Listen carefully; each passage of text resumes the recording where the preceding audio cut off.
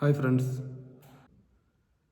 Paramilitary ഫോഴ്സിലെ ഓരോ ജവാനും ആ ജവാന്റെ ഫാമിലിക്കും സൗജന്യമായി സെൻട്രൽ ഗവൺമെൻറ് നൽകുന്ന CAPF ആയുഷ്മാൻ കാർഡ് എന്നുള്ള ഒരു കാർഡിനെ കുറിച്ചും ആ കാർഡ് വഴി എങ്ങനെയാണ് നമ്മൾ സൗജന്യമായിട്ടുള്ള ചികിത്സ നേടുന്നതെന്നും ഈ വീഡിയോയിൽ ഞാൻ വളരെ വ്യക്തമായിട്ട് പറയാൻ ആഗ്രഹിക്കുന്നു. CAPF ആയുഷ്മാൻ എംപാനൽഡ് ഹോസ്പിറ്റലുകളിൽ നിന്നും സൗജന്യമായി, പൂർണ്ണമായും സൗജന്യമായിട്ടുള്ള ചികിത്സയും അതുപോലെ തന്നെ പേയ്മെൻറ്റ് ചെയ്തതിന് ശേഷം നമ്മൾക്ക് റീഇംബേഴ്സ്മെൻറ്റ് ചെയ്യാൻ കഴിയുന്ന രീതിയിലുള്ള ചികിത്സയും നൽകുന്ന ഒരു സംവിധാനമാണ് CAPF ആയുഷ്മാൻ കാർഡിലൂടെ ഉള്ളത്. CAPF ആയുഷ്മാൻ കാർഡ് എടുക്കുന്ന ഒരു CAPF ജവാനും അല്ലെങ്കിൽ CAPF ജവാൻ്റെ ഫാമിലിക്കും അൺലിമിറ്റഡ് ആയിട്ടുള്ള ഒരു ട്രീറ്റ്മെൻറ്റാണ് നമുക്കിതിലൂടെ കിട്ടുന്നത്. അൺലിമിറ്റഡ് എമൗണ്ട്, ഇതിലൊരു പർട്ടിക്കുലർ ഇത്ര 5 lakhs അല്ലെങ്കിൽ 10 lakhs എന്നുള്ള ഒരു ലിമിറ്റ് ഇവിടെ വെച്ചിട്ടില്ല. മുമ്പ് ഇങ്ങനെ ഉണ്ടായിരുന്നു, ലിമിറ്റ് ഉണ്ടായിരുന്നു, ഒരു 20 lakhs വരെയുള്ള ലിമിറ്റ് ഇതിനകത്ത് ഉണ്ടായിരുന്നു. പക്ഷേ ഇപ്പോൾ ആ ലിമിറ്റ് ഇല്ല എന്നുള്ളതാണ് അറിയാൻ കഴിഞ്ഞത്. ഇനി CAPF ആയുഷ്മാൻ കാർഡ് എടുക്കുന്നത് എങ്ങനെയാണെന്ന് നമുക്ക് നോക്കാം. ആദ്യമായി കേരള സ്റ്റേറ്റിൻ്റെ CASP എന്ന കേരള ആരോഗ്യ സുരക്ഷാ പദ്ധതി എന്നുള്ള ഒരു കാർഡ് എടുത്തിട്ടുള്ള ഒരു വ്യക്തിക്ക് CAPF ആയുഷ്മാൻ കാർഡ് എടുക്കാൻ കഴിയുന്നതല്ല. ഈ കാർഡ് എടുക്കാൻ നമ്മൾ ശ്രമിക്കുന്ന സമയത്ത് നമുക്ക് അത് ആക്ടിവേറ്റ് ചെയ്യുന്നതിന് വേണ്ടിയുള്ള OTP ലഭിക്കുകയില്ല. ആയതിനാൽ ഈ സ്റ്റേറ്റിൻ്റെ KSP എന്നുള്ള കേരള ആരോഗ്യ സുരക്ഷാ പദ്ധതി എന്നുള്ള കാർഡ് എടുത്തിട്ടുള്ള ഒരു വ്യക്തിയാണെങ്കിൽ ആദ്യമായി ചെയ്യേണ്ടത് CASPൻ്റെ ഈ ഒരു കാർഡ് ഡീആക്ടിവേറ്റ് ചെയ്യുക എന്നുള്ളതാണ്. അതിനുവേണ്ടി നിങ്ങളുടെ ഡിസ്ട്രിക്റ്റിലെ ഹോസ്പിറ്റലുകളിൽ പ്രവർത്തിക്കുന്ന CASPൻ്റെ ഏതെങ്കിലും ഒരു സെൻറ്റർ, CASPൻ്റെ പല രീതിയിലുള്ള സർവീസ് സെൻറ്ററുകളും അതിൻ്റെ ഓഫീസുകളും ഡിസ്ട്രിക്ട് ഹോസ്പിറ്റലുകളിൽ പ്രവർത്തിക്കാറുണ്ട്. അവിടെ പോയ ശേഷം ഒരു ആപ്ലിക്കേഷൻ കൊടുക്കുക. ഞാൻ CAPFൽ വർക്ക് ചെയ്യുന്ന ഒരാളാണ്, എൻ്റെ കുടുംബത്തിലുള്ള അച്ഛനോ അമ്മയ്ക്കോ ആർക്കായാലും അവരുടെ CAPF ആയുഷ്മാൻ കാർഡ് ആക്ടിവേറ്റ് ചെയ്യുന്നതിന് വേണ്ടി CASPൻ്റെ കേരള ആരോഗ്യ സുരക്ഷാ പദ്ധതിയുടെ നിലവിലുള്ള കാർഡ് ഡീആക്ടിവേറ്റ് ചെയ്ത് തരണമെന്ന് അപേക്ഷിക്കുന്നു എന്ന് ഒരു ആപ്ലിക്കേഷൻ എഴുതി HODയുടെ ഹെഡ് ഓഫ് ദി ഡിപ്പാർട്ട്മെൻറ്റ് അല്ലെങ്കിൽ മെഡിക്കൽ സൂപ്രണ്ടൻറ്റിൻ്റെ പേരിൽ ആ ഒരു ആപ്ലിക്കേഷൻ നിങ്ങൾ നൽകി കഴിഞ്ഞാൽ ഈ CASPൻ്റെ കാർഡ് ഡീആക്ടിവേറ്റ് ചെയ്ത് ലഭിക്കുന്നതാണ്. ഡീആക്ടിവേറ്റ് ചെയ്ത് ലഭിച്ചതിന് ശേഷം നിങ്ങളുടെ അതത് ഡിപ്പാർട്ട്മെൻറ്റ്, പാരാമിലിറ്ററി ഫോഴ്സിലുള്ള ഒരു ജവാൻ അവരുടെ ഡിപ്പാർട്ട്മെൻറ്റിൽ നിങ്ങളുടെ പേരൻസിന് വേണ്ടിയോ നിങ്ങളുടെ ഡിപ്പെൻഡൻറ്റിന് വേണ്ടി നിങ്ങൾക്ക് പുതിയ ഒരു കാർഡ്, CAPF കാർഡ് ക്രിയേറ്റ് ചെയ്യുന്നതിന് വേണ്ടി ആപ്ലിക്കേഷൻ നൽകാവുന്നതാണ്. ഈ കാർഡ് ലഭിച്ചു കഴിഞ്ഞാൽ കേരളത്തിൻ്റെ പല സ്ഥലങ്ങളിലും, കേരളത്തിലെ പല ജില്ലകളിലും പല ഹോസ്പിറ്റലുകളിലും ക്യാഷ്ലെസ് ട്രീറ്റ്മെൻറ്റ് പ്രൊവൈഡ് ചെയ്യുന്നുണ്ട്. അതായത് നിങ്ങൾക്ക് നിങ്ങളുടെ കയ്യിൽ നിന്നും ഒരു രൂപ പോലും ചിലവാക്കാതെ ട്രീറ്റ്മെൻറ്റ് കിട്ടുന്ന ഒരു സംവിധാനം പല ഹോസ്പിറ്റലുകളിലും ഉണ്ട്. അതിനുവേണ്ടി നമുക്ക് ചെയ്യേണ്ടി വരുന്നത് നിങ്ങളുടെ അടുത്തുള്ള CAPFൻ്റെ ഒരു മെഡിക്കൽ MI റൂം, നിങ്ങളുടെ MI റൂമിൽ നിന്നോ അല്ലെങ്കിൽ CH കമ്പോസൈറ്റ് ഹോസ്പിറ്റലിൽ നിന്നോ ഒരു റെഫർ ലെറ്റർ വാങ്ങിയ ശേഷം നിങ്ങളുടെ ഈ ക്യാഷ്ലെസ് ലഭിക്കുന്ന ആ ഒരു ട്രീറ്റ്മെൻറ്റ് കിട്ടുന്ന ഹോസ്പിറ്റലിൽ പോയി നിങ്ങൾക്ക് അഡ്മിറ്റ് ആകാവുന്നതാണ്. അപ്പോൾ ഈ ഒരു രീതിയിൽ, ഒന്നാമത്തെ ഈ ഒരു രീതിയിലൂടെ നിങ്ങൾക്ക് ഈ CAPF ആയുഷ്മാൻ കാർഡ് ഉപയോഗിക്കാൻ കഴിയും. അതുമല്ലെങ്കിൽ ഇപ്പോൾ എല്ലാ ഹോസ്പിറ്റലുകളിലും നമ്മുടെ ആയുഷ്മാൻ എംപാനൽഡ് ആയിട്ടുള്ള ഹോസ്പിറ്റലുകളിൽ ക്യാഷ്ലെസ് ട്രീറ്റ്മെൻറ്റ് ലഭിച്ചുകൊള്ളണം എന്നില്ല. അങ്ങനെ വരുന്ന സാഹചര്യത്തിൽ നിങ്ങൾക്ക് ഏതെങ്കിലും നിങ്ങളുടെ സൗകര്യപ്രദം ഏതെങ്കിലും പ്രൈവറ്റ് ഹോസ്പിറ്റലുകളിൽ നിന്നും ട്രീറ്റ്മെൻറ്റ് നിങ്ങളുടെ സ്വന്തം കാശ് ഉപയോഗിച്ച് ട്രീറ്റ്മെൻറ്റ് ചെയ്തതിന് ശേഷം നിങ്ങൾക്ക് ചിലവാകുന്ന മുഴുവൻ തുകയും ഈ ഒരു CAPF ആയുഷ്മാൻ എംപാനൽഡ് നമ്മുടെ CAPFൻ്റെ പോർട്ടൽ TMS-PMJY എന്നുള്ള TMS.PMJY.in എന്നുള്ള ആ ഒരു പോർട്ടലിനകത്ത് നിങ്ങൾക്ക് ഇത് റീഇംബേഴ്സ്മെൻറ്റ് ചെയ്യാവുന്നതാണ്. അപ്പോൾ നമുക്കതിനു വേണ്ടി എന്തൊക്കെ പ്രോസസ്സാണ് വേണ്ടതെന്നുള്ളത് നോക്കാം. ഒരു പേഷ്യൻ്റ് ഒരു എമർജൻസി സിറ്റുവേഷനിലാണ് ഹോസ്പിറ്റലിൽ അഡ്മിറ്റ് ആകുന്നതെങ്കിൽ, ഇപ്പോൾ ഹാർട്ട് അറ്റാക്ക്, പാരാലിസിസ് അല്ലെങ്കിൽ ഒരു റോഡ് ആക്സിഡൻറ്റ്, ഇങ്ങനെയുള്ള ഒരു കേസിലാണ് ഹോസ്പിറ്റലിൽ അഡ്മിറ്റ് ആകുന്നതെങ്കിൽ ആ സാഹചര്യത്തിൽ ഒരു റെഫർ ലെറ്ററിൻ്റെ ആവശ്യം അവിടെ വരുന്നില്ല. പകരം ഒരു എമർജൻസി സർട്ടിഫിക്കറ്റ് നമ്മൾ ഏത് ഹോസ്പിറ്റലാണോ ട്രീറ്റ്മെൻറ്റ് നേടുന്നത് ആ ഹോസ്പിറ്റലിൽ നിന്നും ഒരു എമർജൻസി സർട്ടിഫിക്കറ്റ് മാത്രം വാങ്ങിയാൽ മതിയാവും. അപ്പോൾ ഇനി നമ്മളൊരു ഹോസ്പിറ്റലിലേക്ക് അഡ്മിറ്റ് ആകുന്നതിന് മുമ്പ് എന്തൊക്കെയാണ് നമ്മൾ ശ്രദ്ധിക്കേണ്ടതെന്നുള്ളത് നോക്കാം. ആയുഷ്മാൻ CAPFലൂടെ നമുക്ക് മെഡിക്കൽ റീഇംബേഴ്സ്മെൻറ്റ് കിട്ടുന്നതിന് വേണ്ടി നമുക്ക് എന്തൊക്കെ കാര്യങ്ങളാണ് വേണ്ടതെന്ന് നോക്കാം. ഇതിൽ 2 പ്രകാരമാണ് നമുക്ക് ഡോക്യുമെൻറ്റ്സ് വേണ്ടി വരുന്നത്. ഒന്ന്, ഔട്ട് പേഷ്യൻറ്റ്. ഒരു പേഷ്യൻറ്റ് ഹോസ്പിറ്റലിലേക്ക് പോകുന്നു, അന്ന് തന്നെ ഡോക്ടറെ കാണിച്ച ശേഷം ഡോക്ടർ എഴുതുന്ന പ്രിസ്ക്രിപ്ഷനിൽ മെഡിസിൻ വാങ്ങുന്നു, അല്ലെങ്കിൽ ഒരു ലാബ് ടെസ്റ്റ് നടത്തുന്നു, അന്ന് തന്നെ തിരിച്ചു വരുന്നു. നമ്മൾ ഒരു വിസിറ്റിന് പോയി തിരിച്ചു വന്നു. അപ്പോൾ ഈ രീതിയിലുള്ള കേസുകളെയാണ് നമ്മൾ ഔട്ട് പേഷ്യൻ്റ് എന്ന് പറയുന്നത്, OPD. അതുപോലെ ഇനി ഇൻ പേഷ്യൻ്റ് എന്ന് പറയുന്ന ഒരു വിഭാഗമുണ്ട്. അത് ഒരു പേഷ്യൻ്റ് അഡ്മിറ്റ് ആയി കഴിഞ്ഞാൽ അഡ്മിറ്റ് ആയത് മുതൽ ഡിസ്ചാർജ് ആയതുവരെയുള്ള ആ ഒരു period, IPD, in patient department. ഇതിൽ ഔട്ട് പേഷ്യൻറ്റിൽ നമ്മൾ വാങ്ങേണ്ടി വരുന്ന ഡോക്യുമെൻറ്റ്സും ഇൻ പേഷ്യൻറ്റിൽ വാങ്ങേണ്ടി വരുന്ന ഡോക്യുമെൻറ്റ്സും വളരെ വ്യത്യസ്തമാണ്. അത് രണ്ടും പ്രത്യേകം ശ്രദ്ധിക്കുക. ഔട്ട് പേഷ്യൻറ്റിലാണ് നിങ്ങൾ ക്ലെയിം ചെയ്യാൻ അല്ലെങ്കിൽ റീഇംബേഴ്സ്മെൻറ്റ് ചെയ്യാൻ ഉദ്ദേശിക്കുന്നതെങ്കിൽ നമ്മൾ ആദ്യമായിട്ട് നമുക്കൊരു റെഫർ ലെറ്റർ നിർബന്ധമാണ്. റെഫർ ലെറ്റർ എന്ന് പറയുന്നത് നിങ്ങളുടെ അടുത്തുള്ള CAPFൻ്റെ ഹോസ്പിറ്റലിൽ നിന്നോ അല്ലെങ്കിൽ ഏതെങ്കിലും ഗവൺമെൻറ് ഹോസ്പിറ്റലിൽ നിന്നോ, ഇപ്പോൾ ഡിസ്ട്രിക്റ്റിലുള്ള ഗവൺമെൻറ് ഹോസ്പിറ്റലാവാം, വേറെ ഏതെങ്കിലും അടുത്തുള്ള ഒരു ചെറിയ ക്ലിനിക്കാവാം, നമ്മുടെ ഗവൺമെൻറ്റിൻ്റെ ഹോസ്പിറ്റലായിരിക്കണം എന്നുള്ളത് നിർബന്ധമാണ്. ആ ഗവൺമെൻറ് ഹോസ്പിറ്റലിൽ നിന്നും patient referred to any Ayushman empanelled hospital എന്നുള്ള ഒരു റെഫർ ലെറ്റർ നിങ്ങൾക്ക് വാങ്ങേണ്ടതായിട്ട് വരും. മിക്ക ഡോക്ടേഴ്സും നിങ്ങൾ പെട്ടെന്ന് പോയി പറഞ്ഞു കഴിഞ്ഞാൽ ഇതുപോലൊരു റെഫർ ലെറ്റർ ഗവൺമെൻറ് ഹോസ്പിറ്റലിൽ നിന്നും തന്നുകൊള്ളണമെന്നില്ല. പക്ഷേ ആ ഡോക്ടറെ നിങ്ങൾക്ക് കൺവിൻസ് ചെയ്യേണ്ടതായിട്ട് വരും.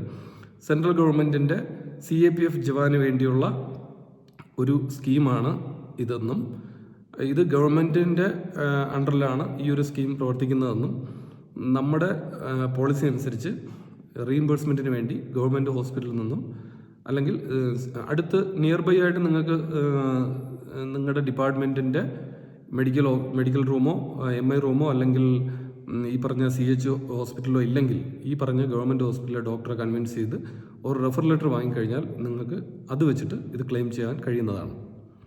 ഇനി ഈ റെഫർ ലെറ്റർ വാങ്ങിയതിന് ശേഷം ഒരു പേഷ്യൻ്റ് പോയി കാണിച്ച് തിരിച്ച് വരികയാണ്, വീട്ടിൽ വരികയാണ്, അന്ന് ടെസ്റ്റ് ചെയ്തു അല്ലെങ്കിൽ കുറച്ച് മെഡിസിൻ വാങ്ങി അല്ലെങ്കിൽ ഒരൊറ്റ ദിവസം കൊണ്ട് ഔട്ട് പേഷ്യൻറ്റിൽ എന്തൊക്കെയാണ് കാര്യങ്ങൾ ചെയ്യുന്നത്. അപ്പോൾ ആ സമയത്ത് നമ്മൾ എന്തൊക്കെ ഡോക്യുമെൻറ്റ്സ് ആണ് നമുക്ക് വേണ്ടി വരുന്നതെന്ന് നോക്കാം. ആദ്യമായിട്ട് നിങ്ങൾ ഈ വാങ്ങിയ ആ ഒരു റെഫർ ലെറ്റർ, അത് ഇമ്പോർട്ടൻ്റ് ആണ്. ആ റെഫർ ലെറ്ററിന് പുറകെ നിങ്ങൾ പോകുന്ന പ്രൈവറ്റ് ഹോസ്പിറ്റലിലെ റെഫർ ലെറ്റർ, നിങ്ങൾ പോകുന്ന ഹോസ്പിറ്റലിലെ പ്രിസ്ക്രിപ്ഷൻ, ഡോക്ടർ എഴുതുന്ന പ്രിസ്ക്രിപ്ഷൻ. ഒരു രോഗി ഡോക്ടറെ കാണാൻ പോകുമ്പോൾ നമ്മളൊരു OP ടിക്കറ്റ് എടുക്കാറുണ്ടല്ലോ. ആ OP ടിക്കറ്റിലായിരിക്കും മാക്സിമം ഡോക്ടേഴ്സ് എന്ത് ടാബ്ലറ്റാണ് അല്ലെങ്കിൽ എന്ത് ലാബ് ടെസ്റ്റാണ് അല്ലെങ്കിൽ എന്ത് ഡയഗ്നോസിസ് ആണ് ചെയ്യുന്നതെന്നുള്ളത് ആ പ്രിസ്ക്രിപ്ഷനിൽ എഴുതും. ആ പ്രിസ്ക്രിപ്ഷനിൽ കൃത്യമായിട്ടും നിങ്ങൾ വാങ്ങുന്ന മെഡിസിൻ്റെയോ അല്ലെങ്കിൽ നിങ്ങൾ നടത്താൻ പോകുന്ന ടെസ്റ്റിൻ്റെയോ വിവരങ്ങൾ പൂർണ്ണമായിട്ടും അതിനകത്ത് ഈ ഔട്ട് പേഷ്യൻറ്റിൻ്റെ പ്രിസ്ക്രിപ്ഷനിൽ എഴുതിയിരിക്കണം. എഴുതിയ ശേഷം ആ OP ടിക്കറ്റിൻ്റെ താഴെ അല്ലെങ്കിൽ ആ പ്രിസ്ക്രിപ്ഷൻ്റെ താഴെ നിങ്ങളുടെ മരുന്ന് എഴുതുന്ന അല്ലെങ്കിൽ ടെസ്റ്റിന് വേണ്ടി എഴുതുന്ന ഡോക്ടറിൻ്റെ രജിസ്ട്രേഷൻ നമ്പറോടുകൂടിയ, ഓരോ ഡോക്ടേഴ്സിനും രജിസ്ട്രേഷൻ നമ്പർ ഉണ്ടാവും. ആ രജിസ്ട്രേഷൻ നമ്പറോടുകൂടിയുള്ള സീലും അദ്ദേഹത്തിൻ്റെ സിഗ്നേച്ചറും മറക്കാതെ വാങ്ങുക. അതോടൊപ്പം ഹോസ്പിറ്റലിൻ്റെ സീലും, ഏത് പ്രൈവറ്റ് ഹോസ്പിറ്റലാണോ നിങ്ങൾ കാണിച്ചത് ആ ഹോസ്പിറ്റലിൻ്റെ സീലും ഈ പറഞ്ഞ OP ടിക്കറ്റിനകത്ത് അല്ലെങ്കിൽ പ്രിസ്ക്രിപ്ഷനകത്ത് മറക്കാതെ വാങ്ങുക. വാങ്ങിയ ശേഷം ഇപ്പോൾ ഡോക്ടർ പ്രിസ്ക്രിപ്ഷനകത്ത് നിങ്ങൾക്ക് മരുന്നിന് വേണ്ടി എഴുതിയിട്ടുണ്ടാവും. എന്ത് മരുന്നിന് വേണ്ടിയാണ് എഴുതിയത് ആ മരുന്ന് നിങ്ങൾ ആ ഹോസ്പിറ്റലിൻ്റെ തന്നെ ഫാർമസിയിൽ നിന്നോ അല്ലെങ്കിൽ പുറത്തു നിന്നുള്ള ഒരു ഫാർമസിയിൽ നിന്നോ നിങ്ങൾക്ക് വാങ്ങേണ്ടി വരും. അല്ല ഇനി പ്രൈവറ്റ് ഹോസ്പിറ്റലിലെ ഡോക്ടർ എഴുതിയ ആ ഒരു പ്രിസ്ക്രിപ്ഷൻ മരുന്നിന് വേണ്ടി ആയിക്കോട്ടെ ലാബ് ടെസ്റ്റിന് വേണ്ടി ആയിക്കോട്ടെ അത് അവിടെ അവൈലബിൾ അല്ലെങ്കിൽ നിങ്ങൾക്ക് പുറത്തു നിന്നും ഏതെങ്കിലും ഒരു ക്ലിനിക്കിലോ അല്ലെങ്കിൽ ഫാർമസിയിലോ പോയി നിങ്ങൾക്ക് അത് വാങ്ങേണ്ടി വരും. ആ വാങ്ങുന്ന ബില്ല് വാങ്ങുന്ന സമയത്ത് ഒരു കാര്യം ശ്രദ്ധിക്കുക. ആ ബില്ലിൽ തീർച്ചയായിട്ടും ആ ഫാർമസിയുടെ സീൽ കൂടെ ചെയ്ത് വാങ്ങുക. ഫാർമസിയുടെ സീലാണ്, കൺഫ്യൂസ് ആകരുത്, ഫാർമസിയുടെ സീലാണ് വാങ്ങേണ്ടത്. അല്ലെങ്കിൽ ലാബിൽ നിന്നാണ് നിങ്ങളുടെ ലാബ് ടെസ്റ്റ് ചെയ്യുന്നതെങ്കിൽ ആ ലാബിൻ്റെ സീല് കൂടെ ആ ഒരു ബില്ലിൽ ചെയ്ത് വാങ്ങാൻ മറക്കരുത്. അപ്പോൾ നമ്മൾ എന്തൊക്കെയാണ് ഔട്ട് പേഷ്യൻറ്റിന് വേണ്ടി ആവശ്യമുണ്ടെന്ന് പറഞ്ഞത്? ഒന്ന്, റെഫർ ലെറ്റർ. രണ്ടാമതായി നമുക്ക് വേണ്ടി വരുന്നത് ഡോക്ടറിൻ്റെ പ്രിസ്ക്രിപ്ഷൻ അല്ലെങ്കിൽ OP ടിക്കറ്റ്. OP ടിക്കറ്റ് എന്ന് പറയുന്നത് മാക്സിമം പ്രിസ്ക്രിപ്ഷൻ ഡോക്ടേഴ്സ് OP ടിക്കറ്റിൽ തന്നെയാണ് എഴുതുന്നത്. ചില ഹോസ്പിറ്റലുകളിൽ പ്രിസ്ക്രിപ്ഷൻ പ്രത്യേകം വരാറുണ്ട്. ചില കമ്പ്യൂട്ടറൈസ്ഡ് പ്രിസ്ക്രിപ്ഷനൊക്കെ ആണെങ്കിൽ OP ടിക്കറ്റും പ്രിസ്ക്രിപ്ഷനും രണ്ടും വേറെ വേറെ ആയിരിക്കും. ഇനി മൂന്നാമതായിട്ട് നമുക്ക് വേണ്ടി വരുന്നത് ബില്ല്. എന്ത് ടെസ്റ്റാണോ നിങ്ങൾ ചെയ്തത് അല്ലെങ്കിൽ എന്ത് മെഡിസിനാണോ വാങ്ങിയത് ആ മെഡിസിൻ്റെ ബില്ലാണ് നമുക്ക് വേണ്ടത്. ആ ബില്ലിന് താഴെ ഏത് ഫാർമസിയിൽ നിന്നാണോ നമ്മൾ ആ മെഡിസിൻ വാങ്ങിയത് ആ ഫാർമസിയുടെ സീല് ചെയ്ത് വാങ്ങുക. അപ്പോൾ ഈ 3 കാര്യങ്ങൾ മാത്രമാണ് സാധാരണ നമ്മളൊരു പേഷ്യൻറ്റിനെ കൊണ്ട് ഹോസ്പിറ്റലിൽ കാണിച്ചതിന് ശേഷം തിരിച്ച് വീട്ടിൽ വരുന്ന ആ ഒരു OP ഇതിനകത്ത് ക്ലെയിമിനകത്ത് OPD ക്ലെയിമിനകത്ത് നമുക്ക് വേണ്ടി വരുന്നത്. ഇത് കൂടാതെ പേഷ്യൻറ്റിൻ്റെ ആയുഷ്മാൻ കാർഡ്. പേഷ്യൻറ്റിൻ്റെ ആയുഷ്മാൻ കാർഡ് എന്ന് പറയുമ്പോൾ പേഷ്യൻറ്റിൻ്റെ ആയുഷ്മാൻ കാർഡ് നമുക്ക് ഈ BAS TMS PMJOE എന്നുള്ള BAS എന്നുള്ള ആ ഒരു പോർട്ടലിനകത്ത് കയറി ബെനിഫിഷ്യറി ലോഗിൻ ചെയ്യുന്ന സമയത്ത് ബെനിഫിഷ്യറിയുടെ രജിസ്റ്റേർഡ് മൊബൈൽ നമ്പറിലേക്കും ബെനിഫിഷ്യറിയുടെ ആധാർ ലിങ്ക്ഡ് മൊബൈൽ നമ്പറിലേക്കും 2 OTP ആണ് വരുന്നത്. ഈ 2 OTPയും കൊടുത്തു കഴിഞ്ഞാൽ നിങ്ങളുടെ ഇൻ കേസ് നിങ്ങൾക്ക് ആയുഷ്മാൻ കാർഡ് ഇല്ലെങ്കിൽ പോലും ഈ ആയുഷ്മാൻ കാർഡ് നമുക്ക് ഡൗൺലോഡ് ചെയ്തെടുക്കാവുന്നതാണ്. ഇങ്ങനെ ഡൗൺലോഡ് ചെയ്തെടുക്കുന്ന കാർഡ് PVC കാർഡ് ആക്കുകയോ അല്ലെങ്കിൽ ലാമിനേറ്റഡ് കാർഡ് ആക്കുകയോ ചെയ്തു കഴിഞ്ഞാൽ അത് തന്നെയാണ് നിങ്ങളുടെ വാലിഡ് ആയുഷ്മാൻ കാർഡ് എന്ന് പറയുന്നത്. ഈ കാർഡ് ഉപയോഗിച്ചാണ് നിങ്ങൾ ഹോസ്പിറ്റലിൽ ട്രീറ്റ്മെൻറ്റ് ചെയ്യേണ്ടതും. ക്ലെയിം ചെയ്യുന്ന സമയത്ത് ഈ ആയുഷ്മാൻ കാർഡിൻ്റെ ഒരു ഫോട്ടോ കൂടെ നേരത്തെ പറഞ്ഞ refer letter plus prescription plus bill അതിനോടൊപ്പം ഈ പറഞ്ഞ ഈ ഒരു ആയുഷ്മാൻ കാർഡിൻ്റെ ഫോട്ടോ കൂടെ നമുക്ക് ഈ പോർട്ടലിനകത്ത് അപ്ലോഡ് ചെയ്യേണ്ടതായിട്ട് വരും. ഇനി OPDക്കകത്ത് ഞാൻ ഈ 4 കാര്യങ്ങൾ പറഞ്ഞു. 4 കൂടാതെ ഇനി ഒരു കാര്യം കൂടെ ഉണ്ട്. ഇപ്പോൾ നിങ്ങളുടെ ലാബ് ടെസ്റ്റാണ് നടത്തുന്നതെങ്കിൽ ലാബ് ടെസ്റ്റിൽ കിട്ടുന്ന നിങ്ങളുടെ റിപ്പോർട്ട്, ഇപ്പോൾ ഒരു CT സ്കാൻ ചെയ്തു എങ്കിൽ CT സ്കാനിൻ്റെ റിപ്പോർട്ട് തീർച്ചയായിട്ടും നമ്മളത് വാങ്ങിയിരിക്കണം. ഒരു എക്സ്റേ ആണ് എടുക്കുന്നതെങ്കിൽ എക്സ്റേയുടെ റിപ്പോർട്ട്, അതിൻ്റെ ഫിലിംസ്, അതുപോലെ തന്നെ വേറെ എന്ത് ടെസ്റ്റാണ്, ബ്ലഡ് ടെസ്റ്റ് ആണെങ്കിലും യൂറിൻ ടെസ്റ്റ് ആണെങ്കിലും എന്ത് ടെസ്റ്റാണ് നടത്തുന്നതെങ്കിലും അതിൻ്റെ റിപ്പോർട്ട് മറക്കാതെ വാങ്ങുക. അപ്പോൾ നമുക്ക് ഈ OPD ട്രീറ്റ്മെൻറ്റ് റീഇംബേഴ്സ്മെൻറ്റ് ചെയ്യുന്നതിന് വേണ്ടി നമുക്ക് വേണ്ടി വരുന്നത് ഈ 5 കാര്യങ്ങളാണ്. 5 കാര്യങ്ങളും നമുക്ക് കിട്ടിക്കഴിഞ്ഞാൽ നമുക്ക് ഇത് റീഇംബേഴ്സ്മെൻറ്റ് ചെയ്യാവുന്നതാണ്. ഇനി പ്രധാനപ്പെട്ട ഒരു കാര്യം കൂടെ, ഈ പറഞ്ഞ കാര്യങ്ങളെല്ലാം നമ്മൾ വാങ്ങുമ്പോൾ നമ്മൾ റെഫർ ലെറ്റർ വാങ്ങി, പ്രിസ്ക്രിപ്ഷനിനകത്ത് ഡോക്ടറിൻ്റെ സീൽ ചെയ്ത് വാങ്ങി, ബില്ലിൽ ഫാർമസിയുടെ അല്ലെങ്കിൽ ലബോറട്ടറിയുടെ സീൽ ചെയ്ത് വാങ്ങി, പ്ലസ് എല്ലാ ലാബ് ടെസ്റ്റ് നടന്നിട്ടുണ്ടെങ്കിൽ ലാബ് ടെസ്റ്റിൻ്റെ റിപ്പോർട്ട് വാങ്ങി, പ്ലസ് ആയുഷ്മാൻ കാർഡ് നമ്മുടെ കയ്യിൽ വയ്ക്കുന്നു.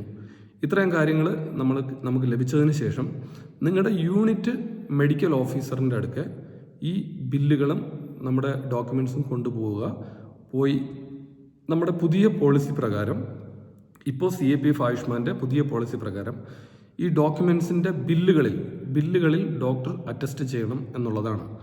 ഒന്നുകിൽ അഡ്മിനിസ്ട്രേറ്റീവ് ഓഫീസർ, നിങ്ങളുടെ ADM ഓഫീസർ അല്ലെങ്കിൽ മെഡിക്കൽ ഓഫീസറെ കൊണ്ട് നിങ്ങൾ ഈ ബില്ലുകളിൽ അറ്റസ്റ്റ് ചെയ്യിപ്പിക്കണമെന്നാണ്. അപ്പോൾ നമ്മുടെ ഡിപ്പാർട്ട്മെൻറ്റിൻ്റെ ഹോസ്പിറ്റലിലെ മെഡിക്കൽ ഓഫീസറിന് നിങ്ങളുടെ ഓഫീസ് ത്രൂ, നിങ്ങൾ കമ്പനി ലെവലിലാണ് ജോലി ചെയ്യുന്നതെങ്കിൽ അല്ലെങ്കിൽ നിങ്ങളുടെ യൂണിറ്റ് ലെവലിലാണെങ്കിൽ അവിടെ നിന്ന് ഒരു കവറിംഗ് ലെറ്റർ ചെയ്ത് നിങ്ങളുടെ ഡോക്യുമെൻറ്റ്സ് അറ്റാച്ച് ചെയ്ത് മെഡിക്കൽ ഓഫീസറിന് കൊടുത്തു കഴിഞ്ഞാൽ നിങ്ങളുടെ എല്ലാ ബില്ലുകളും അറ്റസ്റ്റ് ചെയ്ത് തരുന്നതാണ്.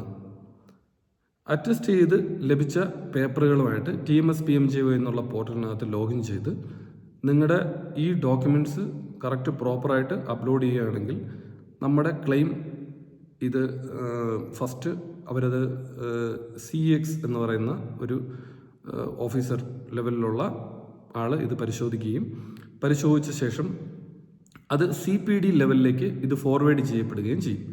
CX ബേസിക് ആയിട്ടുള്ള ഇതിൻ്റെ മെയിൻ ആയിട്ടുള്ള കാര്യങ്ങളൊക്കെ പേപ്പേഴ്സ് ഡോക്യുമെൻറ്റ്സ് ഒക്കെ കറക്റ്റ് ആണോ എന്ന് ചെക്ക് ചെയ്യുകയും CPD കുറച്ചുകൂടെ സ്ക്രൂട്ടിനൈസ് ചെയ്യുകയും ചെയ്യും. ഈ ഡോക്യുമെൻറ്റ്സിൻ്റെ എല്ലാ വശങ്ങളും കറക്റ്റ് ആണോ എന്നുള്ളത്, ഇതിൻ്റെ റിപ്പോർട്ട്സുകളെല്ലാം കറക്റ്റായിട്ടുണ്ടോ, അതിൻ്റെ ബില്ലുകളെല്ലാം പ്രോപ്പറായിട്ട് സീൽ ചെയ്തിട്ടുണ്ടോ, പ്രിസ്ക്രിപ്ഷനിൽ എല്ലാ മെഡിസിൻ്റെയും കാര്യങ്ങൾ എഴുതിയിട്ടുണ്ടോ, റെഫർ ലെറ്റർ വാലിഡ് ആണോ എന്നുള്ള കാര്യങ്ങളൊക്കെ അവർ പരിശോധിച്ചതിന് ശേഷം എല്ലാ കാര്യങ്ങളും ഓക്കെ ആണെങ്കിൽ നിങ്ങളുടെ ക്ലെയിം അപ്രൂവൽ ആക്കപ്പെടുകയും അത് പേ ആൻഡ് അക്കൗണ്ട് ഓഫീസിലേക്ക് അല്ലെങ്കിൽ മെഡിക്കൽ ഡയറക്ടറേറ്റ് അപ്രൂവൽ ചെയ്തു കഴിഞ്ഞാൽ അത് പിന്നെ നെക്സ്റ്റ് ഒരു SHA level, state health authority level approval കൂടെ ഉണ്ട്. ആ SHL ലെവൽ അപ്രൂവലോട് കഴിഞ്ഞു കഴിഞ്ഞാൽ നിങ്ങളുടെ അക്കൗണ്ടിലേക്ക് ക്യാഷ് വരുന്ന രീതിയിൽ PAO അല്ലെങ്കിൽ DDO, ട്രാവൽ ആൻഡ് ഡിസ്ബേഴ്സ്മെൻറ്റ് ഓഫീസിലേക്ക് ഇത് സെൻഡ് ചെയ്തതായിട്ട് നിങ്ങൾക്ക് അവിടുത്തെ അത് ട്രാക്ക് ചെയ്യുമ്പോൾ റിമാർക്കിൽ കാണാൻ കഴിയും. അപ്പോൾ ഇതാണ് OPDയിലുള്ള ഒരു പേഷ്യൻറ്റിന് ക്ലെയിം ചെയ്യുന്നതിന് വേണ്ടിയുള്ള ഫോർമാലിറ്റി. ഇനി അടുത്ത് ഒരു പേഷ്യൻറ്റ് അഡ്മിറ്റ് ആയി കഴിഞ്ഞാൽ പല കാരണങ്ങളുണ്ട്, മാക്സിമം അഡ്മിറ്റ് ആകുന്ന കേസുകളായിരിക്കും റീഇംബേഴ്സ്മെൻറ്റ് ആവശ്യമായിട്ട് വരുന്നത്. അപ്പോൾ അവർക്ക് എന്തൊക്കെയാണ് വേണ്ടി വരുന്നതെന്ന് നമുക്ക് നോക്കാം. ഇതുവരെ ഔട്ട് പേഷ്യൻറ്റിൽ നമ്മൾ എങ്ങനെയാണ് റീഇംബേഴ്സ്മെൻറ്റ് ചെയ്യുന്നതിനെ കുറിച്ചാണ് ഞാൻ ഈ വീഡിയോയിൽ പറഞ്ഞത്. ഇനി അടുത്തതായി ഇൻ പേഷ്യൻറ്റ്, അതായത് ഒരു പേഷ്യൻറ്റ് അഡ്മിറ്റ് ആയി കഴിഞ്ഞാൽ ഏത് രീതിയിൽ എന്തൊക്കെ ഡോക്യുമെൻറ്റ്സ് ആണ് നമുക്ക് വേണ്ടി വരുന്നത് എന്നുള്ളത് നമുക്ക് നോക്കാം. എപ്പോഴും ഇൻ പേഷ്യൻറ്റിൻ്റെ കേസ് എന്ന് പറയുന്നത്, ഞാൻ മുമ്പും ആയുഷ്മാനെക്കുറിച്ചുള്ള ഒരു വീഡിയോ, വളരെ വിശദമായിട്ടുള്ളൊരു വീഡിയോ ഏകദേശം 1 വർഷം മുമ്പ് ഞാൻ ചെയ്തിട്ടുണ്ട്. ആ ഒരു വീഡിയോയിൽ പറഞ്ഞിരിക്കുന്നതിൽ നിന്നും ഒരുപാട് മാറ്റങ്ങളാണ് ഇൻ പേഷ്യൻറ്റിൻ്റെ കാര്യത്തിൽ ഇപ്പോൾ ഉള്ളത്. ഇൻ പേഷ്യൻറ്റിൻ്റെ ഡോക്യുമെൻറ്റ്സ് മുമ്പ് വാങ്ങിക്കൊണ്ടിരുന്നതും ഇപ്പോൾ ആവശ്യപ്പെടുന്നതും തമ്മിൽ ഒരുപാട് വ്യത്യാസങ്ങളുണ്ട്. അപ്പോൾ ആ വീഡിയോ കണ്ടിട്ടുള്ളവർ തീർച്ചയായിട്ടും ഈ വീഡിയോയിൽ പറയുന്ന പുതിയ ചില കാര്യങ്ങൾ കൂടെ നോട്ട് ചെയ്യുക. നോട്ട് ചെയ്തതിന് ശേഷം, ഇത് അപ്ഡേറ്റഡ് ആയിട്ടുള്ള വീഡിയോ ആണ്, 2026 ജനുവരി മാസത്തിൽ ഞാൻ ചെയ്യുന്ന വീഡിയോ ആണ്. ഇതിൽ ഇനിയും മാറ്റങ്ങൾ സംഭവിക്കാം, ചിലപ്പോൾ കാലാകാലങ്ങൾക്കനുസരിച്ച് ഇത് മാറ്റങ്ങൾ സംഭവിക്കാം. അപ്പോൾ ഇപ്പോൾ വന്നിട്ടുള്ള പുതിയ മാറ്റങ്ങളും പുതിയ ആവശ്യപ്രകാരമുള്ള പുതിയ ഡോക്യുമെൻറ്റ്സിനെ കുറിച്ചും ഈ വീഡിയോയിൽ ഞാൻ പറയുന്നതാണ്. ഇൻ പേഷ്യൻറ്റിന് വേണ്ടി ആദ്യമായിട്ട് നമുക്ക് വേണ്ടി വരുന്നത് റെഫർ ലെറ്റർ ആണ്. നേരത്തെ ഔട്ട് പേഷ്യൻറ്റിന് പറഞ്ഞതുപോലെ തന്നെ ഒരു പേഷ്യൻറ്റ് അഡ്മിറ്റ് ആവുന്നതിന് മുമ്പായി അവരുടെ അതായത് ഡിപ്പാർട്ട്മെൻറ്റിൽ നിന്ന് ലഭിക്കുന്ന ഒരു റെഫർ ലെറ്റർ, അല്ലെങ്കിൽ ഏതെങ്കിലും ഒരു ഗവൺമെൻറ് ഹോസ്പിറ്റലിൽ നിന്നും ലഭിക്കുന്ന ഒരു റെഫർ ലെറ്റർ. ആ റെഫർ ലെറ്റർ എങ്ങനെയാണ് വാങ്ങാനുള്ളത് എന്ന് ഞാൻ വളരെ വ്യക്തമായിട്ട് പറഞ്ഞിട്ടുണ്ട്. റെഫർ ലെറ്ററിൽ ഗവൺമെൻറ് ഹോസ്പിറ്റലിൽ നിന്നാണ് റെഫർ ലെറ്റർ ലഭിക്കുന്നതെങ്കിൽ patient referred to any Ayushman empanelled ഹോസ്പിറ്റലിൽ നിന്നും എഴുതി വാങ്ങുക. ഇനി എമർജൻസി സർട്ടിഫിക്കറ്റ് ആണ് നിങ്ങൾ വാങ്ങുന്നതെങ്കിൽ അതിനകത്ത് ഹെഡ്ലൈൻ എമർജൻസി സർട്ടിഫിക്കറ്റ് എന്നായിരിക്കണം. അതുപോലെ ആ എമർജൻസി സർട്ടിഫിക്കറ്റിൻ്റെ കണ്ടൻറ്റ്, ഒരു ഏകദേശം കണ്ടൻറ്റാണ് ഞാൻ പറയുന്നത്. സാധാരണ എല്ലാ ഹോസ്പിറ്റലുകാർക്കും എമർജൻസി സർട്ടിഫിക്കറ്റ് എന്താണെന്ന് വ്യക്തമായിട്ട് അറിയാം. അവരുടെ കയ്യിൽ ഫോർമാറ്റ് ഉണ്ടാവും, അവർ എമർജൻസി സർട്ടിഫിക്കറ്റ് ആ രീതിയിൽ തരും. എങ്കിലും അതിനകത്ത് വരുന്ന കണ്ടൻറ്റ് ഏകദേശം it is certified that the patient so and so was admitted in to this hospital in an emergency condition on dated എന്നാണോ നിങ്ങൾ അഡ്മിറ്റ് ആവുന്നത്, ആ ഡേറ്റ് അവിടെ ഉണ്ടാവും. And the following diagnosis has been conducted and last ഒരു sentence ആയിട്ട് the case was emergency. പിന്നെ അതിനകത്ത് ഡയഗ്നോസിസിൻ്റെ കാര്യം ചിലപ്പോൾ ചില ഹോസ്പിറ്റലുകാർ ഡീറ്റെയിൽ ആയിട്ട് എഴുതാറുണ്ട്. പിന്നെ ഡിസ്ചാർജ് ആയ ഡേറ്റ് അതിനകത്ത് ഡീറ്റെയിൽ ആയിട്ട് എഴുതാറുണ്ട്. ഇനി എമർജൻസി സർട്ടിഫിക്കറ്റ് വാങ്ങുന്ന സമയത്ത് പ്രത്യേകം ശ്രദ്ധിക്കേണ്ട ഒരു കാര്യം, എമർജൻസി സർട്ടിഫിക്കറ്റ് ഇഷ്യൂ ചെയ്യുന്ന ഡേറ്റ് നിങ്ങൾ ഏത് ഡേറ്റിലാണോ അഡ്മിറ്റ് ആവുന്നത് ആ ഡേറ്റിലായിരിക്കണം. ഇപ്പോൾ 1/1/2026 അഡ്മിറ്റ് ആയ ഒരാളിന് എമർജൻസി സർട്ടിഫിക്കറ്റ് ഇഷ്യൂ ചെയ്യുന്നുണ്ട്, ഡോക്ടർ താഴെ സൈൻ ചെയ്യുന്നുണ്ട്, സീൽ ചെയ്യുന്നുണ്ടെങ്കിൽ തീർച്ചയായിട്ടും അത് ഇഷ്യൂ ചെയ്യുന്ന ഡേറ്റും 1/1/2026 ആയിരിക്കണം. പകരം നിങ്ങൾ ഡിസ്ചാർജ് ആവുന്ന ഡേറ്റിൽ പലർക്കും പറ്റുന്ന ഒരു മിസ്റ്റേക്കാണ്, 10/1/2026 അത് ഇഷ്യൂ ചെയ്തതായിട്ട് ഡോക്ടറും സൈൻ ചെയ്യും, മുകളിൽ ഇഷ്യൂ ചെയ്ത ഡേറ്റും 10/1/2026 ചെയ്യും. ഇങ്ങനെയുള്ള കേസുകൾ ഒബ്ജക്ഷൻ വരാറുണ്ട്. ഒബ്ജക്ഷൻ വന്ന് ഈ സാധനം അവർ റിട്ടേൺ ചെയ്യാറുണ്ട്. അപ്പോൾ എമർജൻസി സർട്ടിഫിക്കറ്റിൻ്റെ കാര്യം, ഈ പറഞ്ഞ ഒരു കാര്യം ശ്രദ്ധിക്കണം. ഇനി രണ്ടാമതായിട്ട് റെഫർ ലെറ്റർ വാങ്ങുന്ന സമയത്ത് നമ്മുടെ ഡിപ്പാർട്ട്മെൻറ്റിൻ്റെ ഹോസ്പിറ്റലിൽ നിന്നാണ് റെഫർ ലെറ്റർ വാങ്ങുന്നതെങ്കിൽ ഡിപ്പാർട്ട്മെൻറ്റിന് വളരെ കൃത്യമായിട്ട് ഒരു പ്രിസ്ക്രൈബ്ഡ് ഫോർമാറ്റ് ഉണ്ട്. ആ ഫോർമാറ്റിൽ ഡോക്ടർ റെഫർ ലെറ്റർ ഇഷ്യൂ ചെയ്യുന്നതായിരിക്കും. റെഫർ ലെറ്റർ ഇഷ്യൂ ചെയ്ത് കഴിഞ്ഞു കഴിഞ്ഞാൽ ഇത് 1 മാസത്തേക്കാണ് ശരിക്ക് കംപ്ലീറ്റ് ട്രീറ്റ്മെൻറ്റിന് വേണ്ടിയും ഇതിൽ വാലിഡിറ്റി ഉള്ളത് റെഫർ ലെറ്ററിൽ. പിന്നെ ചില കാര്യങ്ങൾക്ക്, ഈ ഡയാലിസിസ് അതുപോലെ പിന്നെ മറ്റുള്ള ചില കാര്യങ്ങൾക്ക് വേണ്ടി 3 മാസം, അതുപോലെ ചില കേസുകൾക്ക് ചില എക്സംപ്റ്റഡ് കേസുകൾക്ക് മാത്രം, ചില കേസുകൾക്ക് മാത്രം 6 മന്ത് കൊടുക്കാറുണ്ട്. അതായത് ഈ ക്യാൻസർ പേഷ്യൻ്റ് പോലെയുള്ള ചില കേസുകൾക്ക് അത് 6 മന്ത് വരെയും റെഫർ ലെറ്ററിന് വാലിഡിറ്റി ഉണ്ടായിരിക്കുന്നതാണ്. അപ്പോൾ 1 മാസം കഴിഞ്ഞ് പോകുന്ന ഒരു റെഫർ ലെറ്റർ ആണെങ്കിൽ തീർച്ചയായിട്ടും രണ്ടാമതൊരിക്കൽ കൂടെ ഈ പറഞ്ഞ ഗവൺമെൻറ് ഹോസ്പിറ്റലിലോ അല്ലെങ്കിൽ നിങ്ങളുടെ ഡിപ്പാർട്ട്മെൻറ്റിൻ്റെ മെഡിക്കൽ ഓഫീസിലോ പോയി, മെഡിക്കൽ റൂമിലോ പോയി ഒരു റെഫർ ലെറ്റർ മറക്കാതെ വാങ്ങുക. ഇനി റെഫർ ലെറ്റർ നമുക്ക് കിട്ടിയ ശേഷം ഇൻ പേഷ്യൻ്റ് കേസുകളിൽ എന്തൊക്കെ ഡോക്യുമെൻറ്റ്സ് ആണ് നമ്മൾ ഒരു പേഷ്യൻ്റ് അഡ്മിറ്റ് ആവുന്നത് മുതൽ ഡിസ്ചാർജ് ആകുന്നത് വരെ, ഡിസ്ചാർജ് ആയ ശേഷം നമ്മൾ വാങ്ങേണ്ടത് എന്നുള്ളത് ഞാൻ ഈ വീഡിയോയിൽ വ്യക്തമായിട്ട് പറയാം. ഒന്നാമതായിട്ട് നമുക്ക് വേണ്ടി വരുന്നത് ഇൻ പേഷ്യൻറ്റിൻ്റെ കാര്യമാണ് പറയുന്നത്. ഒന്നാമതായിട്ട് നമുക്ക് വേണ്ടി വരുന്നത് റെഫർ ലെറ്റർ അല്ലെങ്കിൽ എമർജൻസി സർട്ടിഫിക്കറ്റ്. രണ്ടാമതായിട്ട് നമുക്ക് വേണ്ടി വരുന്നത് സമ്മറി ബില്ലാണ്. സമ്മറി ബില്ല് എന്താണ്? സമ്മറി ബില്ലെന്ന് പറയുന്നത് ഒരു പേഷ്യൻ്റ് എന്നാണ് അഡ്മിറ്റ് ആയതെന്നും ആ പേഷ്യൻ്റ് എന്നാണ് ഡിസ്ചാർജ് ആവുന്നതെന്നും പേഷ്യൻ്റ് കംപ്ലീറ്റ് ഡീറ്റെയിൽസും എന്ത് ഡയഗ്നോസിസ് ആണ് നടന്നതെന്നും എന്തൊക്കെ ഇൻവെസ്റ്റിഗേഷൻസ് ആണ് നടന്നതെന്നും ഇനി പേഷ്യൻറ്റിൻ്റെ നെക്സ്റ്റ് ഫോളോ അപ്പ് അല്ലെങ്കിൽ നെക്സ്റ്റ് എന്നാണ് റിവ്യൂവിന് വരേണ്ടതെന്നും ഉള്ള കംപ്ലീറ്റ് കാര്യങ്ങളും അടങ്ങിയ ഒരു ഡീറ്റെയിൽ സമ്മറി ബില്ലാണ് സമ്മറി ബില്ലെന്നുകൊണ്ട് ഉദ്ദേശിക്കുന്നത്. 2-3 പേജസൊക്കെ ആയിരിക്കും നോർമലി സമ്മറി ബില്ല് ഉണ്ടാവാറുള്ളത്. ചില കേസുകളിൽ കൂടുതലാവാറുണ്ട്. ഒരുപാട് ക്യാഷൊക്കെ ചിലവാക്കി ട്രീറ്റ്മെൻറ്റാണ്, വലിയ രോഗങ്ങളാണെങ്കിൽ സമ്മറി ബില്ലിൻ്റെ പേജസ് കൂടാൻ സാധ്യതയുണ്ട്. ഈ പറഞ്ഞ സമ്മറി ബില്ലിൻ്റെ ലാസ്റ്റ് പേജിൽ ട്രീറ്റിംഗ് ഡോക്ടർ, ഏത് പ്രൈവറ്റ് ഹോസ്പിറ്റലിലെ ഡോക്ടറാണോ നിങ്ങളെ ചികിത്സിക്കുന്നത് ആ ട്രീറ്റിംഗ് ഡോക്ടറിൻ്റെ സീലും അതുപോലെ ട്രീറ്റിംഗ് ഡോക്ടറിൻ്റെ സിഗ്നേച്ചറും നിർബന്ധമായിട്ടും ആവശ്യമായിട്ട് ഉണ്ട്. അപ്പോൾ സമ്മറി ബില്ലായി. ഞാൻ രണ്ടാമതായിട്ടാണ് സമ്മറി ബില്ല് പറഞ്ഞത്. ആദ്യത്തേത് നമ്മുടെ റെഫർ ലെറ്റർ അല്ലെങ്കിൽ എമർജൻസി സർട്ടിഫിക്കറ്റ് ആയിരുന്നു. സമ്മറി ബില്ലിൻ്റെ കാര്യം പറഞ്ഞു. ഇനി അടുത്ത് നമുക്ക് മൂന്നാമതായിട്ട് വേണ്ടി വരുന്നത് ഇൻ പേഷ്യൻ്റ് കേസിൽ മൂന്നാമതായിട്ട് വേണ്ടി വരുന്നത് സമ്മറി ബില്ലാണ്. സമ്മറി ബില്ല് എന്ന് പറയുന്നത് നമുക്ക് ഒരു ഡിസ്ചാർജ് ആകുന്ന സമയത്ത് ചിലവായ മൊത്തം തുക ഒരു 50,000 രൂപ അല്ലെങ്കിൽ 1,00,000 രൂപ ചിലവായിട്ടുണ്ടെങ്കിൽ ഇത് പല കാര്യങ്ങൾക്ക് വേണ്ടിയായിരിക്കും ഈ 1,00,000 രൂപ നിങ്ങളുടെ കയ്യിൽ നിന്ന് ഹോസ്പിറ്റലുകാർ വാങ്ങിയിട്ടുള്ളത്. ഉദാഹരണത്തിന് ഡോക്ടർ ഫീസ് എന്ന് പറഞ്ഞിട്ട് ഒരു 10,000 രൂപ നിങ്ങൾക്ക് ചിലവായിട്ടുണ്ടെങ്കിൽ ഈ സമ്മറി ബില്ലിൽ ആ ഡോക്ടർ ഫീസ് എന്നുള്ളതിന് നേരെ 10,000 അല്ലെങ്കിൽ എന്ന് മാത്രം അവിടെ എഴുതിയിരിക്കും. ഇനി തൊട്ട് താഴെ ഫാർമസി, നിങ്ങൾ 1/1/2026 അഡ്മിറ്റായ ഒരാളാണ്, 10/1/2026 ഡിസ്ചാർജ് ആയ ആളാണെങ്കിൽ 1-ാം തീയതി മുതൽ 10-ാം തീയതി വരെ നിങ്ങൾ വാങ്ങിയ ടോട്ടൽ മെഡിസിൻ ഒരു 20,000-ൻ്റെ മെഡിസിൻ ആണെങ്കിൽ ആ ഒരു 20,000 എന്നുള്ള ഫാർമസിയുടെ നേരെ ആ 20,000 എന്ന് മാത്രം എഴുതിയിരിക്കും. ഇതിനാണ് സമ്മറി ബില്ലെന്ന് പറയുന്നത്. ഇനി ലബോറട്ടറിയുടെ കാര്യം എടുക്കുകയാണെങ്കിൽ ലബോറട്ടറിയിൽ 1-ാം തീയതി മുതൽ 10-ാം തീയതി വരെ നിങ്ങൾ നടത്തിയ എല്ലാ ടെസ്റ്റുകൾക്കും കൂടി ചിലവായ തുക ഒരു 10,000 ആണെങ്കിൽ ആ 10,000 ലബോറട്ടറി ചാർജസ് എന്ന് പറഞ്ഞിട്ട് അവിടെ നിങ്ങൾക്ക് കാണിച്ചിരിക്കും, എഴുതിയിരിക്കും. അപ്പോൾ ഈ രീതിയിൽ ടോട്ടലി നിങ്ങളുടെ ഡിസ്ചാർജിൻ്റെ സമയത്ത് നിങ്ങൾ അടയ്ക്കുന്ന നിങ്ങളുടെ ബില്ലുകളുടെ സമ്മാണ് ആ ഒരു മെയിൻ എമൗണ്ടുകൾ മാത്രം അടങ്ങിയിട്ടുള്ള ഒരു സിംഗിൾ പേപ്പർ ആയിരിക്കും, അല്ലെങ്കിൽ 2 or 3 പേപ്പേഴ്സ്. വലിയ വലിയ പ്രശ്നങ്ങളാണെങ്കിൽ 2 or 3 പേപ്പേഴ്സ് ഉള്ള ഒരു പേപ്പറാണ് സമ്മറി ബില്ലെന്ന് പറയുന്നത്. ഇത് സമ്മറി ബില്ലെന്ന് പറയുമ്പോൾ ഹോസ്പിറ്റലുകാർക്ക് സാധാരണഗതിയിൽ അവർക്ക് വളരെ വ്യക്തമായിട്ട് അറിയേണ്ടത് തന്നെയാണ്, അവർക്കറിയാമായിരിക്കും. ഇനി മൂന്നാമത് എന്താണ് നമുക്ക് വേണ്ടതെന്നുള്ളത് നോക്കാം. മൂന്നാമതായിട്ട് നമുക്ക് വേണ്ടി വരുന്നത് ഡീറ്റെയിൽ ബിൽ അല്ലെങ്കിൽ ഡീറ്റെയിൽ ബ്രേക്കപ്പ് ബില്ലാണ് നമുക്ക് മൂന്നാമതായിട്ട് വേണ്ടി വരുന്നത്. ഡീറ്റെയിൽ ബ്രേക്കപ്പ് ബില്ലിനകത്ത് നമ്മൾ ശ്രദ്ധിക്കേണ്ടത് നേരത്തെ പറഞ്ഞ ഡോക്ടർ ഫീസ് 10,000 അല്ലെങ്കിൽ ഫാർമസി 20,000 അതുപോലെ ലബോറട്ടറി ചാർജ് 10,000 എന്ന് നമ്മുടെ സമ്മറി ബില്ലിൽ എഴുതുമെന്ന് ഞാൻ പറഞ്ഞു. എന്നിട്ട് അതിൻ്റെ ടോട്ടൽ സമ്മറി ബില്ലിൽ കാണിച്ചിരിക്കും.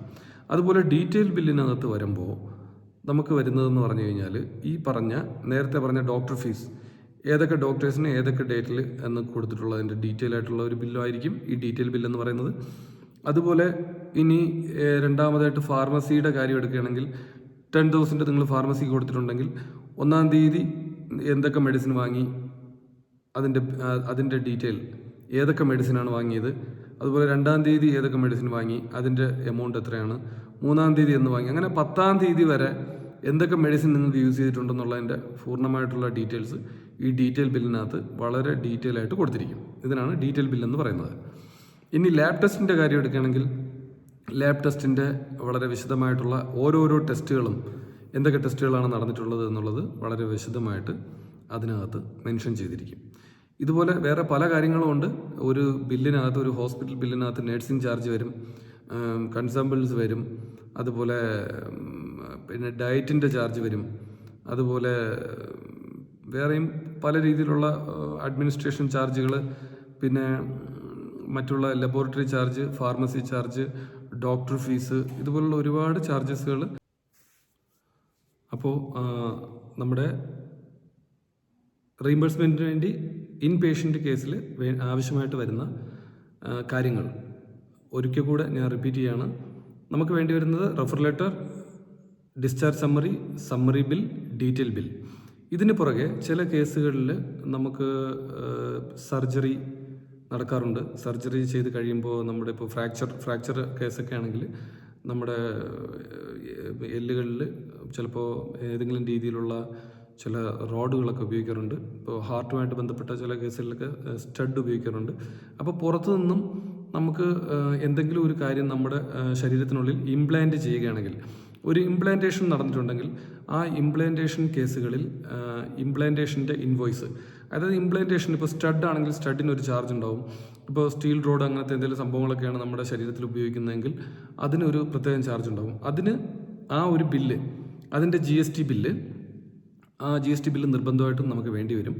ആ GST ബില്ലിന് പുറകെ നമുക്ക് വേണ്ടി വരുന്നതെന്ന് പറയുന്നത് ഇതിൻ്റെ ഒരു ബാർകോഡാണ്. ഈ പ്രോഡക്റ്റ്, നമ്മൾ എന്ത് പ്രോഡക്റ്റാണോ നമ്മുടെ ശരീരത്തിൽ ഉപയോഗിക്കുന്നത് ആ പ്രോഡക്റ്റിൻ്റെ ഒരു പാക്കറ്റ്, അത് പുതിയതായിട്ട് നമ്മുടെ ഫാർമസിയിൽ നിന്ന് എടുത്ത് ഡോക്ടേഴ്സ് അത് സർജറിയുടെ സമയത്ത് അത് ഉപയോഗിക്കുമ്പോൾ അതിലൊരു പാക്കറ്റിൽ പുറകെ നമ്മളൊരു ബാർകോഡ് ഉണ്ടാവും. നമ്മളൊരു പുതിയ സാധനം വാങ്ങുമ്പോൾ ഏത് രീതിയിലാണോ നമുക്ക് ആ പ്രോഡക്റ്റിൻ്റെ ബാർകോഡ് ഉള്ളത്, ആ രീതിയിൽ ബാർകോഡ്, അതിൻ്റെ സ്റ്റിക്കർ, ഇത് നിർബന്ധമായിട്ടും നമ്മൾ ആ സർജറിയുടെ സമയത്ത് ഡോക്ടേഴ്സിനോട് പറഞ്ഞ്, ഈ ഹോസ്പിറ്റലുകാരോട് പറഞ്ഞ് അത് നമ്മൾ വാങ്ങി സൂക്ഷിക്കേണ്ടതാണ്. കാരണം നമ്മൾ മെഡിക്കൽ റീഇംബേഴ്സ്മെൻറ്റിന് വേണ്ടി നമുക്കിത് വളരെ ആവശ്യമായിട്ട് വരുന്ന ഒരു സംഭവമാണ്. ഓക്കെ, ഇത്രയും ഡോക്യുമെൻറ്റ്സ് ആണ്. അതുകൂടാതെ ഇനി അടുത്തതായിട്ട് നമുക്ക് വേണ്ടി വരുന്നത് റിപ്പോർട്ടുകളാണ്. എല്ലാ റിപ്പോർട്ടുകളും, ഈ പറയുന്ന ഹോസ്പിറ്റൽ അഡ്മിഷൻ പീരീഡിൽ നിങ്ങൾ നടത്തിയിട്ടുള്ള എല്ലാ ബ്ലഡ് ടെസ്റ്റുകളും, ECG, എക്സ്റേ, സ്കാനുകൾ, CT സ്കാൻ, ഇനി എന്തൊക്കെ നിങ്ങൾ ചെയ്തിട്ടുണ്ടോ അതിൻ്റെ എല്ലാ റിപ്പോർട്ടുകൾ നിർബന്ധമായിട്ടും നിങ്ങൾ വെച്ചിരിക്കുക. ഇപ്പോൾ ECG ആണ് ചെയ്യുന്നതെങ്കിൽ ECGയുടെ ഗ്രാഫ് സൂക്ഷിക്കുക. ആ ഗ്രാഫ് നമുക്കിവിടെ അപ്ലോഡ് ചെയ്യേണ്ടതായിട്ട് വരും. അപ്പോൾ ഇതുവരെ പറഞ്ഞ കാര്യങ്ങളിൽ ക്ലിയർ ആയിട്ടുണ്ടാവും എന്ന് ഞാൻ വിശ്വസിക്കുന്നു. ഇനി അടുത്ത് നെക്സ്റ്റ്, ഇത്രയും കാര്യങ്ങൾ എൻ്റെ പഴയ വീഡിയോയിലും ഞാൻ പറഞ്ഞിട്ടുള്ളതാണ്. ഇനി നമുക്ക് പുതുതായിട്ട് വന്നിട്ടുള്ള ചില മാറ്റങ്ങളെക്കുറിച്ച് ഇനി നമുക്ക് പറയാം. ഓക്കെ, എന്തൊക്കെ സംഭവങ്ങളാണ് മാറ്റങ്ങളായിട്ട് വന്നിട്ടുള്ളത്? ഇപ്പോൾ പുതുതായിട്ട് വന്നിട്ടുള്ള പുതിയ ആവശ്യം എന്ന് പറയുന്നത്, ഒരു പേഷ്യൻ്റ് അഡ്മിറ്റ് ആവുന്ന സമയത്ത് ആ ഹോസ്പിറ്റലുകാർ ആ പേഷ്യൻറ്റിൻ്റെ പേരിൽ ഒരു ബുക്ക് തുറക്കാറുണ്ട്, ഒരു കേസ് ഷീറ്റ്. ആ ബുക്കിനുള്ളിലാണ് ഓരോ ദിവസവും ഡോക്ടർ ആ പേഷ്യൻറ്റിനെ ചെക്ക് ചെയ്തതിന് ശേഷം ആ പേഷ്യൻ്റെ പ്രോഗ്രസ് എന്താണ്, ഡേ ടു ഡേ പ്രോഗ്രസ്, ആ പേഷ്യൻ്റ് എന്ത് പുതിയ മെഡിസിനാണ് കൊടുക്കുന്നത് എന്നുള്ള കാര്യങ്ങളെല്ലാം എഴുതുന്ന ഒരു ബുക്കുണ്ടാവും. ആ ബുക്ക് റൗണ്ട്സിന് വരുന്ന സമയത്ത് ചിലപ്പോൾ ഡോക്ടറിൻ്റെ കയ്യിലുണ്ടാവും. അവരതിനകത്താണ് എല്ലാ കാര്യങ്ങളും നോട്ട് ചെയ്യുന്നത്. അതിന് നമ്മൾ പറയുന്നത് ഇൻ പേഷ്യൻ്റ് ക്ലിനിക്കൽ നോട്ട് എന്നാണ്, അല്ലെങ്കിൽ in patient clinical progress note എന്ന് പറയുന്നുണ്ട്, ICP നോട്ട് എന്നൊക്കെ പറയാറുണ്ട്. ആ ഒരു നോട്ട് നമുക്ക് ആവശ്യമായിട്ട് വരാറുണ്ട്. നിങ്ങൾ ഡിസ്ചാർജ് ആകുന്ന സമയത്ത് ഞാൻ മുമ്പ് പറഞ്ഞ അത്രയും ഡോക്യുമെൻറ്റ്സ് നിങ്ങൾ ആവശ്യപ്പെടുകയാണെങ്കിൽ നോർമലി നിങ്ങൾക്ക് കിട്ടും. പക്ഷേ ഞാനിപ്പോൾ പറയുന്ന ഈ ICP നോട്ട്, അവർ doctor day to day progress എഴുതുന്നത്, അത് നമുക്ക് ആദ്യം ആവശ്യപ്പെട്ട് കഴിഞ്ഞാൽ തരാറില്ല.